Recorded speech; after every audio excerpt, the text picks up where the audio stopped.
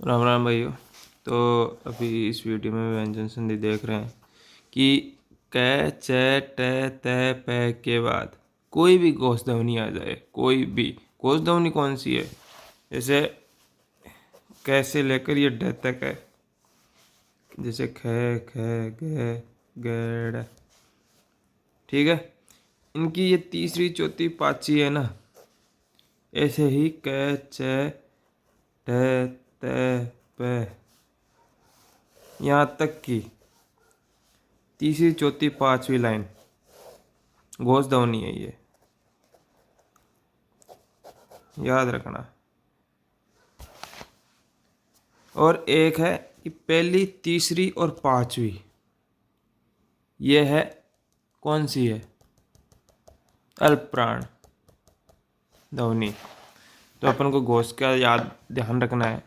अगर घोष ध्वनि आ जाए और ये रे ले वे है आ जाए, नए और मैं को छोड़कर, उस घोष ध्वनि में नए और मैं को छोड़कर ये भी घोष ध्वनि आती है, बट इसको छोड़कर इनमें से कुछ भी आ जाए तो क तीसरे में बदल जाते हैं। तीसरे वर्ण में क का ग हो जाता है, च का ज हो जाता है, ट का ड हो जाता है, त का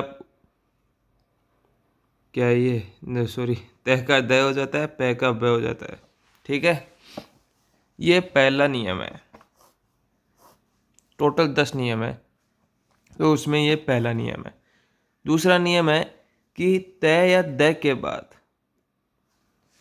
च आ जाए तो ये त और द छोटे च में चेंज हो जाता है। ये बड़ा च ऐसा का ऐसा आ जाएगा। छ आ जाए तो ये त और द छोटे च में चेंज हो जाते हैं। ज आ जाए तो छोटा ज आ जाएगा। ट आ जाए तो छोटा ट आ जाएगा। ड आ जाए तो छोटा ड आ जाएगा। ल आ जाए तो छोटा ल आ जाएगा। है आ जाए तो छोटा है नहीं आएगा, छोटा द और ध आ जाएगा।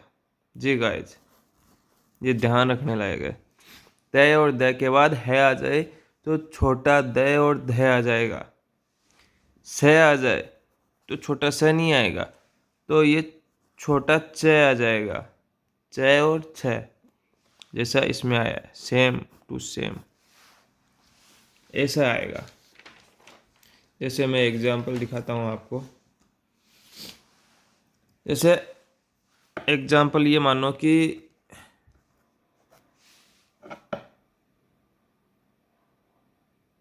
सॉरी कहाँ पर गया नियम। हाँ, ये है सच्चा स्तर। इसका संधि विच्छेद क्या होगा? च और छ यहाँ पर है और यहाँ पर है, तो भाई क्या आएगा इनमें? ये लिखो सत, लिख दिया सत। चेक का तय में चेंज होना है, ठीक है, लिख दिया। लेकिन ये छ, ये कौन से में चेंज होगा? छ में होगा या स में होगा? तो भाई एक चीज देखो कि छास्तर कोई शब्द नहीं होता, छास्तर कोई शब्द नहीं है, तो स लगाते हैं। शास्त्र, जी ये शब्द है। सत प्लस शास्त्र, सच्चा स्तर। ठीक है, ऐसे होगा। ध्यान रखने लायक बात है ये। सबके एग्जाम्पल कराऊंगा, कोई दिक्कत नहीं है। आप कहोगे तो ऊपर वाले का भी बता देता हूँ। जैसे ये है ऋक प्लस वेद। तो ये बताओ क्या है? क के बाद कोई भी घोष ध्वनि आ जाए तो किस में चेंज हो रहा है? पता है अपन को कि घोष ध्वनि वह है इसके अंदर, और क आ रहा है पहले। तो मैंने बताया था कि क तीसरे में बदल जाएगा। तो आधा है ऋग, क छोटा ग, ये वेद, ऋग्वेद, ऐसे होगा।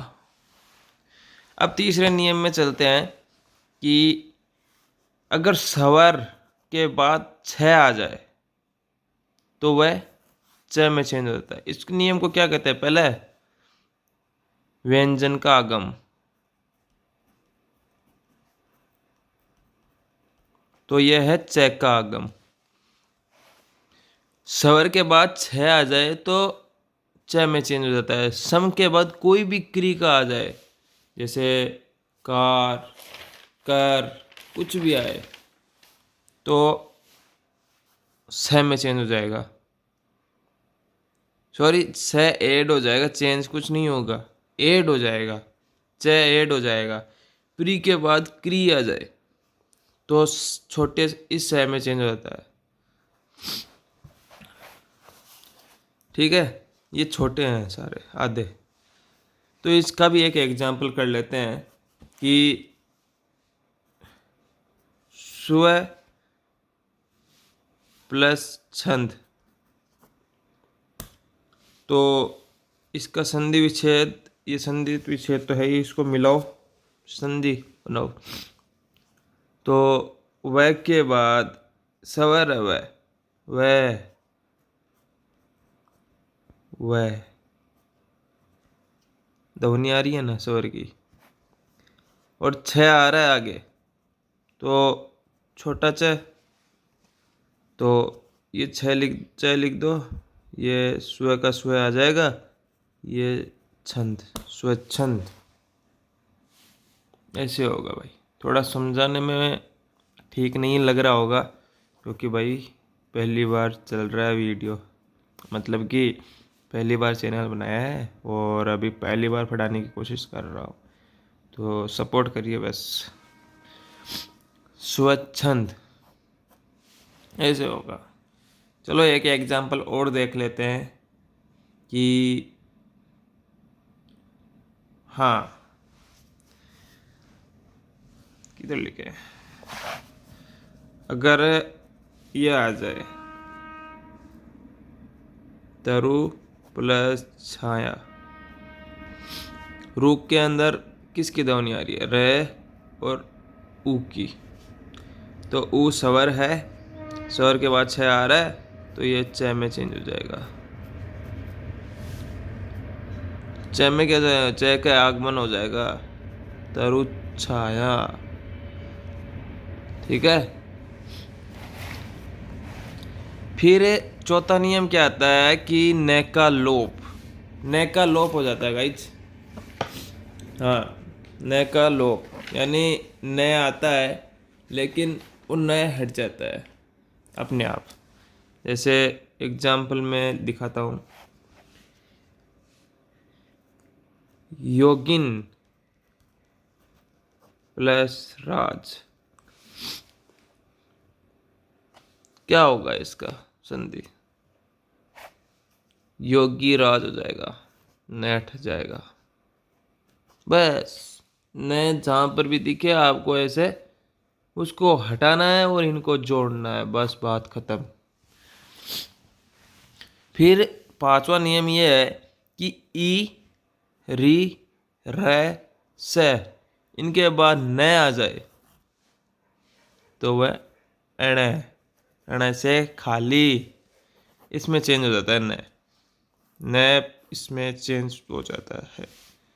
जैसे प्री,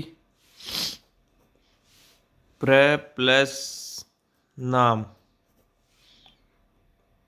र आ रहा है, प्र प्लस नाम और आगे न आ रहा है तो ये प्र, ये न किस में चेंज होगा? अण में, प्रणाम।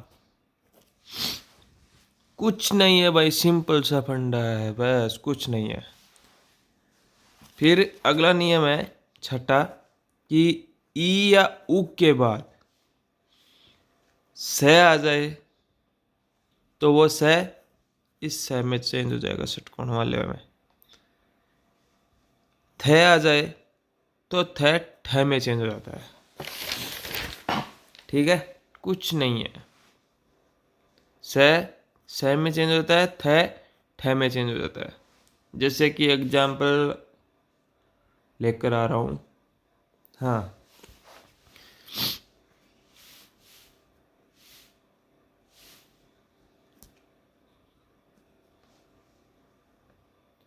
नी प्लस स्ता। अब बताओ, ई आ रहा है, नी, ई की ध्वनि आ रही है, तो ये नी।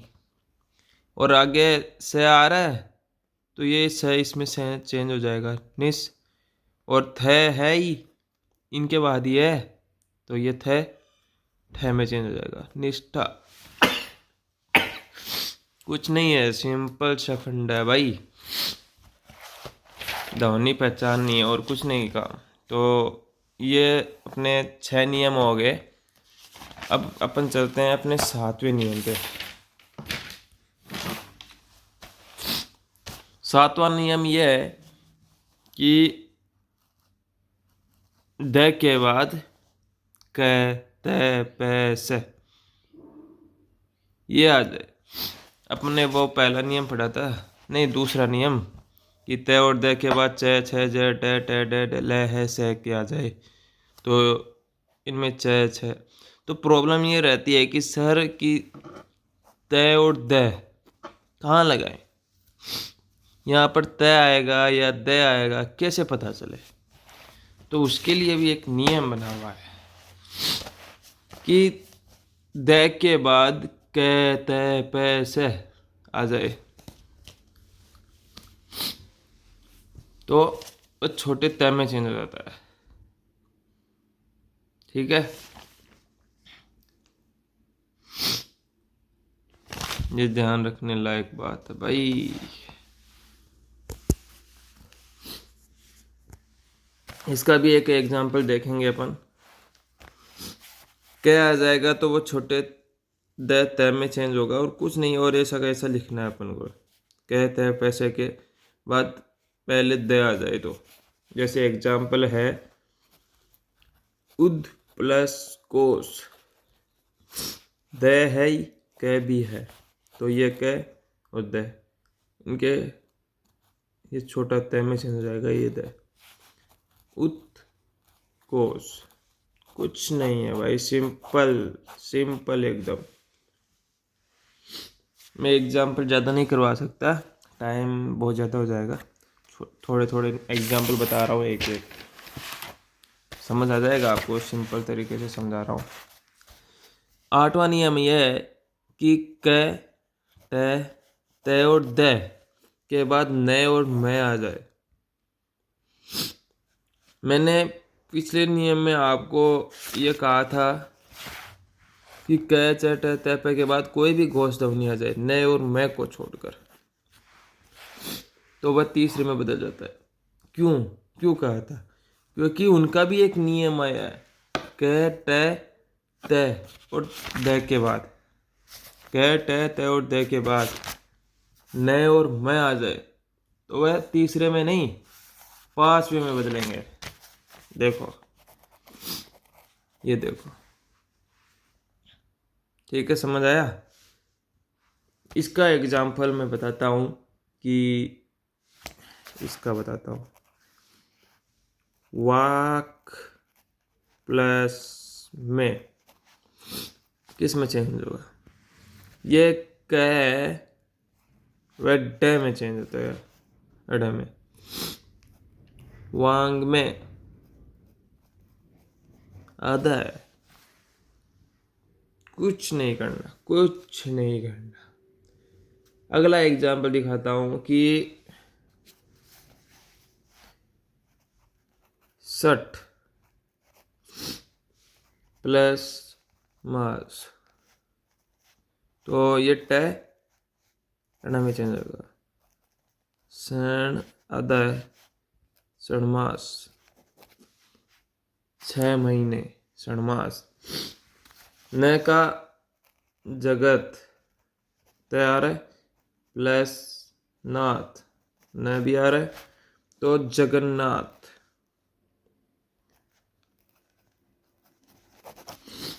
कुछ नहीं करना, कुछ नहीं करना, सिंपल सा फंडा। ये है उत्तर नासिक कहते हैं इसको, कि कह ठहते दे के बाद न और मैं बाद में आए। और अगर उत्तर नासिक मैं पहले आ जाए, कह पूरी श्रृंखला कह च ट त प एक से लेकर लास्ट तक पास पूरे आ जाए, तो वह पांचवें में चेंज हो जाता है। अड़ अण अण न मैं, समझे?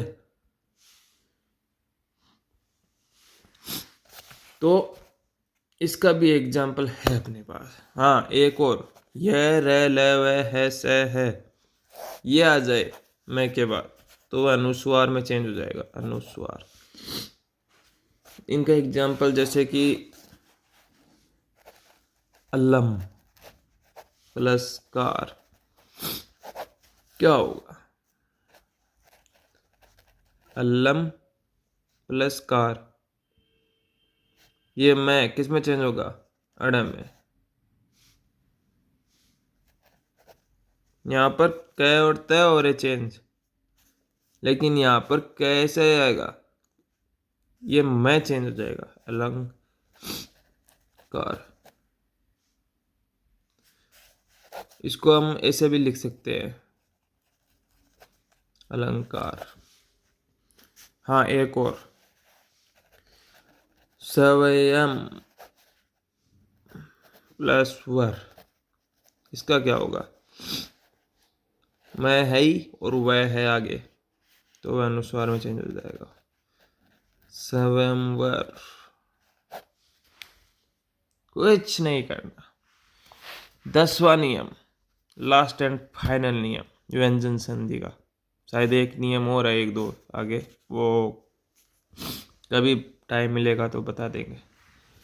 ए है अनुस्वार, सॉरी विसर्ग के बाद कोई भी घोष व्यंजन आ जाए या स्वर ए आ जाए, तो वह विसर्ग ओ में चेंज हो जाता है।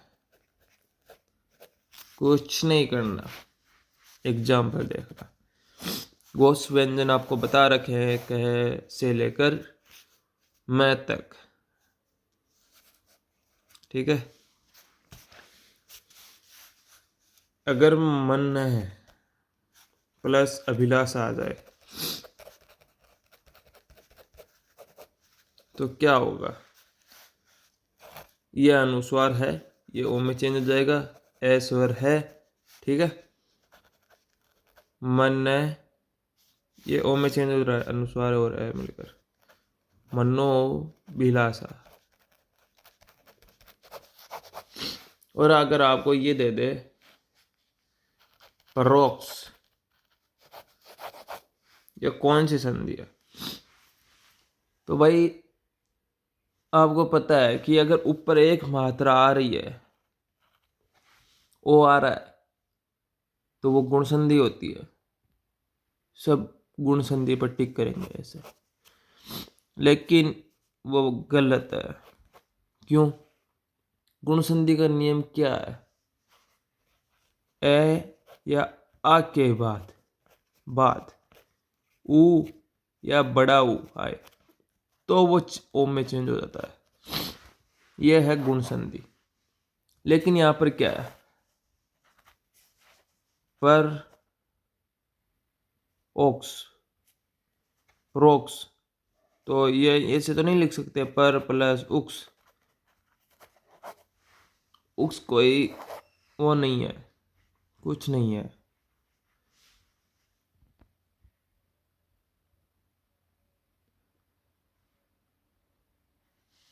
अक्स उक्स नहीं होता, अक्स होता है, सबको पता है। तो यहां पर प्लस ये हलंत आ जाएगा। ये हलंत ही तो चेंज हुआ था, अक्स आ जाएगा। ये है व्यंजन संधि। तो भाई इसमें सारे एग्जाम्पल्स हैं, एग्जाम्पल दे दे के बताए, क्योंकि एग्जाम्पल याद नहीं आते।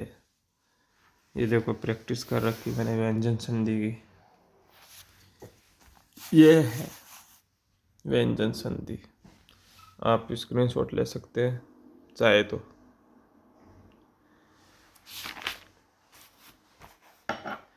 तो भाई मिलते हैं अगले वीडियो में। वीडियो कैसा लगा कमेंट कर देना और भाई शेयर किया करो। जय श्री राम।